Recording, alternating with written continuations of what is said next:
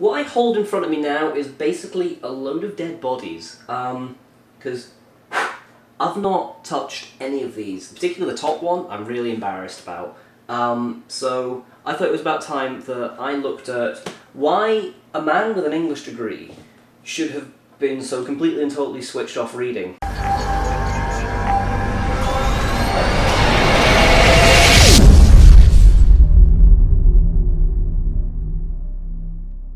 Go through some of the books that I've got on my bookshelf and just kind of talk about what they mean or meant to me, if they have any significance to me at all, and why are they there and why don't I read it anymore. This is The Weightless World by a man called Anthony Trevelyan. I know this man very well because he was my English teacher in sixth form.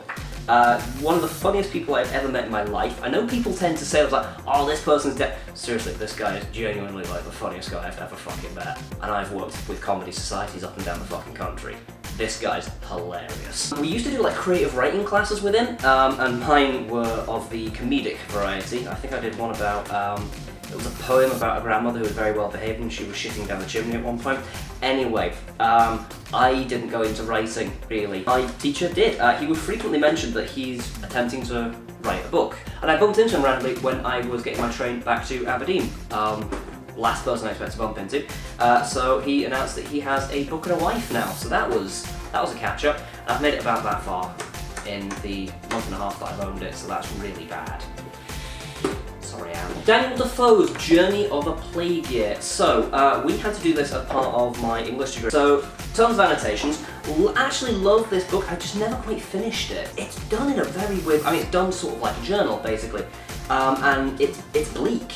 Like, it doesn't try and salvage you from the grimness that would have been the plague. This is one of the reasons why I believe then, and do believe still, that the shutting up houses, thus by force and restraining, or rather imprisoning, people in their houses, as I said above, was of little or no service in the whole.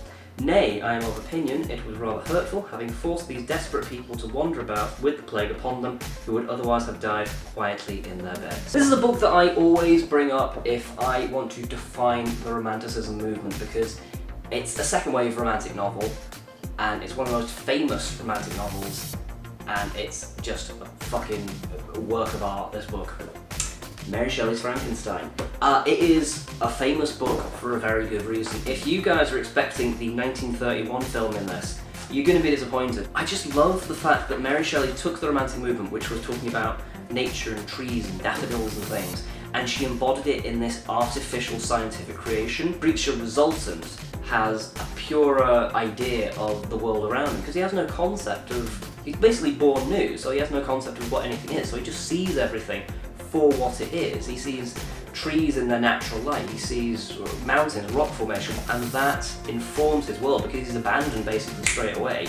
He's only got the world around him to inform how he makes himself. So he becomes the embodiment of Romanticism, despite the fact he's a product of artificiality and science. I love that juxtaposition, and I think Mary Shelley is a genius for doing that. Charlotte Bronte's Jane Eyre. When I came to this in our Women and Gender course, I was pleasantly surprised that a novel of this age had not exactly a strong female character, but a female character that has a degree of consideration about it. It's one of those books where you don't want to put it down. Certainly I don't. I know there's a lot of people who are just like, oh, I can't stand the book. I'm kind of the same with like Pride and Prejudice. I know a lot of people are massive fans of that book. I can't stand it. I can't stand Jane Austen. But the Brontes, fantastic work. This is a copy of Ariel by Sylvia Plath. I do not believe I've ever had to study this in any particular depth. Actually, I clearly tell a lie, because I mean, look at that. Like, you don't do that if you're just reading it, do you? Why am I so apathetic towards reading these days? I think it's because part of it is, even though it's been 2 years now since I did my degree, throughout the course of my life, I've been told to rip apart books and analyse them, and it's kind of ruined it for me. It's almost as if I can't sit down and enjoy it anymore. I would imagine I will recover one day. There might be a clinic for me to go to or something. The Literary Dispossessed or something like that.